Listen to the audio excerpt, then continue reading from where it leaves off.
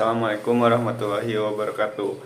Perkenalkan, nama saya Wildan Ansori dengan NPM 22.700/2017. Di sini saya akan mereview kembali apa yang telah saya dapatkan dari pematerian pertemuan 1 sampai dengan pertemuan 7 pada mata kuliah Teknik Tegangan Tinggi. Yang pertama, apa itu tegangan tinggi? Tegangan tinggi adalah istilah yang digunakan untuk menggambarkan tingkat tegangan listrik yang lebih besar dari ambang tertentu yang umumnya diakui berada di atas 1000 volt untuk sistem listrik arus bolak-balik dan 1500 volt untuk sistem arus searah. Tegangan tinggi banyak digunakan dalam transmisi dan distribusi tenaga listrik, terutama dalam jaringan skala besar yang menghubungkan pembangkit listrik dengan konsumen di berbagai wilayah. Yang kedua ada klasifikasi tegangan tinggi. Tegangan listrik dibagi menjadi beberapa kategori berdasarkan tingkatnya. Yang pertama ada tegangan sangat rendah hingga 50 volt. Yang kedua ada tegangan rendah 50 volt hingga 1 kV. Yang ketiga ada tegangan menengah ada dari 1 kV hingga 36 kV. Yang keempat ada tegangan tinggi dari 36 kV hingga 150 kV. Yang kelima ada tegangan ekstra tinggi yaitu di atas 150 kV hingga 750 kV. Dan yang keenam ada tegangan ultra tinggi di atas 750 kV. Yang ketiga ada jenis-jenis tegangan tinggi. Tegangan tinggi dibagi menjadi 3 jenis. Ada tegangan tinggi AC, tegangan tinggi DC, dan tegangan tinggi impuls. Tegangan tinggi AC atau alternative current adalah jenis tegangan yang arus listriknya berubah arah secara periodik. Dalam sistem ini tegangan dan arus listrik terus berfluktuasi dalam pola sinusoidal dengan frekuensi tertentu, biasanya 50 Hz sampai 60 Hz tergantung pada negaranya. Yang kedua ada tegangan tinggi DC. Tegangan tinggi DC atau direct current adalah jenis tegangan di mana arus listrik mengalir dalam satu arah dan nilai tegangannya konstan, tidak berfluktuasi. Penggunaan tegangan tinggi DC semakin populer untuk transmisi jarak jauh dan untuk menghubungkan jarak listrik antar negara. Yang ketiga ada tegangan tinggi impuls. Tegangan tinggi impuls adalah tegangan seketika yang terjadi dalam waktu singkat dan sering kali berbentuk gelombang yang tajam. Selanjutnya, mengapa kita harus memerlukan tegangan tinggi? Alasan kita membutuhkan tegangan tinggi adalah karena tegangan tinggi memungkinkan pengiriman listrik yang lebih stabil dan efisien. Dengan menggunakan tegangan tinggi, penurunan tegangan dapat diminimalkan sehingga energi listrik dapat dikirimkan dengan lebih efektif. Salah satunya adalah mengurangi rugi-rugi daya. Dengan menggunakan tegangan tinggi, rugi-rugi daya terjadi dalam proses transmisi dapat diminimalkan. Hal ini karena arus listrik yang mengalir pada kabel penghantar hanya beberapa ampere saja. Untuk rumus rugi-rugi daya adalah P sama dengan I kuadrat kali R, menyatakan bahwa kerugian daya P dalam suatu penghantar sebanding dengan kuadrat arus I yang mengalir melalui penghantar tersebut, yaitu resistansi R dalam penghantar itu sendiri. Selanjutnya ada pembangkitan tegangan tinggi. Yang pertama ada pembangkitan tegangan tinggi AC. Pembangkitan tegangan tinggi AC dapat dilakukan dengan beberapa metode. Di antaranya yang pertama ada trafo uji tegangan tinggi atau high voltage testing transformer. Trafo uji tegangan tinggi bekerja berdasarkan prinsip transformasi tegangan. Sebuah trafo memiliki dua gulungan utama, yaitu gulungan primer dan gulungan sekunder. Dengan perbandingan lilitan yang berbeda antara kedua gulungan, tegangan input di gulungan primer dapat diubah menjadi tegangan yang lebih tinggi pada gulungan sekunder. Yang kedua ada rangkaian resonansi seri. Rangkaian resonansi seri menggunakan kombinasi induktor L dan kapasitor yang dihubungkan secara seri dengan sumber tegangan. Pada frekuensi resonansi, impedansi rangkaian menjadi minimum karena reaktansi induktif dan kapasitif saling meniadakan. Hal ini menghasilkan arus maksimum dalam rangkaian dan tegangan yang sangat tinggi pada komponen tertentu, terutama pada kapasitor. Yang ketiga, ada rangkaian resonansi paralel. Dalam rangkaian resonansi paralel, induktor dan kapasitor dihubungkan secara paralel dengan sumber tegangan. Pada frekuensi resonansi, arus yang melalui induktor dan kapasitor akan berlawanan arah, sehingga total arus yang ditarik dari sumber akan sangat kecil. Namun, tegangan pada kedua komponen akan sangat tinggi.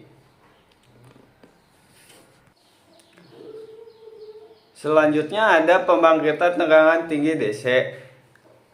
Yang pertama menggunakan penyiar setengah gelombang atau half wave receiver dan menggunakan penyiar gelombang penuh atau full wave receiver. Penyiar setengah gelombang adalah rangkaian yang hanya menyiarkan setengah siklus dari sinyal AC, bisa baik positif atau negatif, menghasilkan tegangan tinggi DC pada output.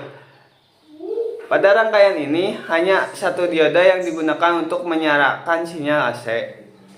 Sedangkan untuk penyiar gelombang penuh adalah rangkaian yang menyiarkan kedua setengah siklus AC, positif atau negatif, sehingga menghasilkan tegangan DC yang lebih stabil dibandingkan penyiar setengah gelombang. Yang kedua ada rangkaian pelipatan ganda tegangan.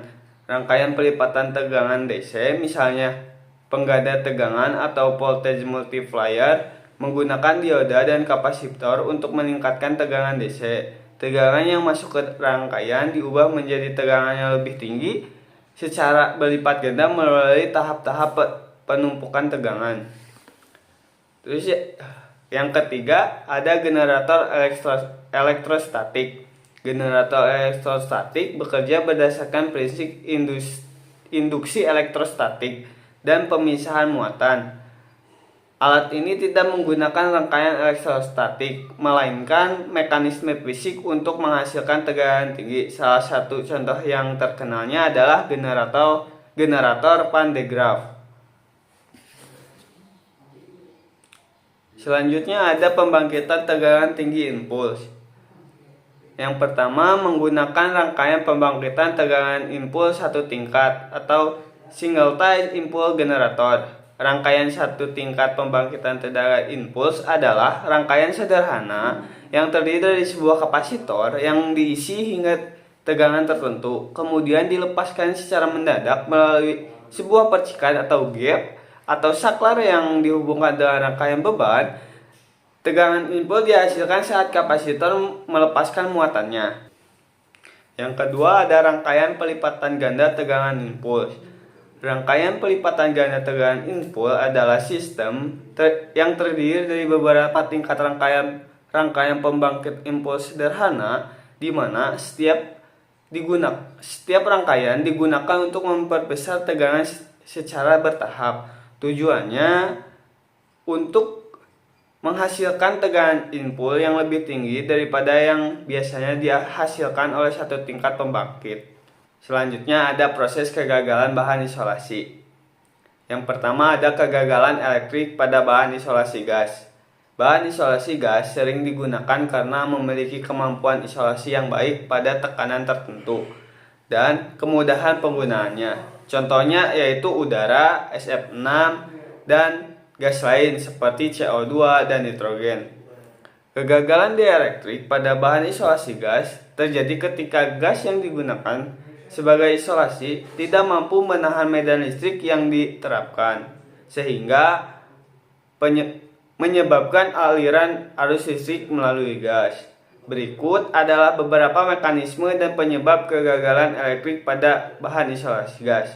Yang pertama ada ionisasi gas. Ketika medan listrik yang diterapkan melebihi tegangan breakdown gas, gas akan mulai terionisasi.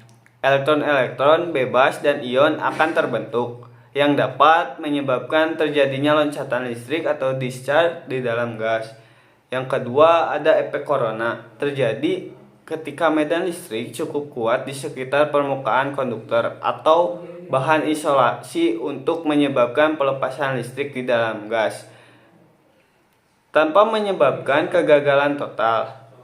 Ini sering terjadi di tepi-tepi tajam atau ketidakrataan permukaan konduktor. Yang ketiga ada pengotor atau kelembaban. Gas yang mengandung kotoran, debu, atau kelembaban dapat menurunkan kekuatan isolasi sehingga meningkatkan resiko breakdown. Yang keempat ada tegangan breakdown gas. Terjadi ketika medan listrik melebihi tegangan breakdown gas tersebut, yaitu batas maksimum pada medan listrik yang dapat ditahan oleh gas sebelum menjadi konduktif. Pada titik ini, gas yang awalnya bersifat isolator berubah menjadi konduktor dan arus listrik mengalir melalui gas. Yang kedua ada kegagalan pada bahan isolasi cair. Bahan isolasi cair umumnya digunakan dalam peralatan tegangan tinggi seperti transformator dan kapasitor untuk meredam komponen listrik dan mendinginkan perangkat. Ada mekanisme konduksi pada dieelektrik cair. Konduksi pada dieelektrik cair terjadi melalui beberapa mekanisme, terutama karena adanya ionisasi dan gerakan lain. Ketika medan listrik diterapkan pada dieelektrik cair, kontaminan ionik atau pengotor yang terlarut dalam cairan dapat terionisasi, menghasilkan ion dan elektron bebas yang meningkatkan konduktivitas cairan. Ada juga mekanisme kegagalan pada dieelektrik cair. Kegagalan pada dieelektrik cair dapat terjadi akibat beberapa mekanisme, termasuk ionisasi, pembentukan gelembung, dan degradasi termal. Ketika medan listrik melebihi kekuatan dieelektrik, ionisasi dapat menyebabkan terjadinya breakdown, di mana cairan beralih dari isolator menjadi konduktor. Selanjutnya ada jenis-jenis isolasi cair. Ada beberapa jenis isolasi cair yang umumnya digunakan dalam sistem listrik, termasuk minyak mineral, ester sintetis, ester alami, contohnya minyak nabati, SF6, dan silikon cair.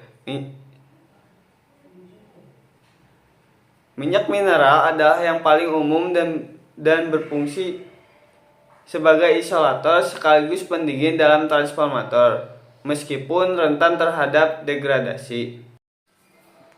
Yang ketiga ada kegagalan pada bahan isolasi padat. Kegagalan pada isolasi padat terjadi ketika material isolasi kehilangan kemampuan untuk menghalangi aliran listrik, yang dapat mengakibatkan kerusakan pada peralatan listrik. Kegagalan ini sering disebabkan oleh faktor-faktor seperti tekanan listrik yang tinggi, suhu ekstrim, dan kontaminasi. Yang pertama ada mekanisme konduktansi dan rugi. Konduktansi pada isolasi padat dapat terjadi melalui beberapa mekanisme. Yang pertama ada konduktansi ionik, terjadi ketika ion dalam material bergerak. Yang kedua ada konduktansi elektronik, terjadi ketika elektron bebas dalam material bergerak di bawah medan listrik.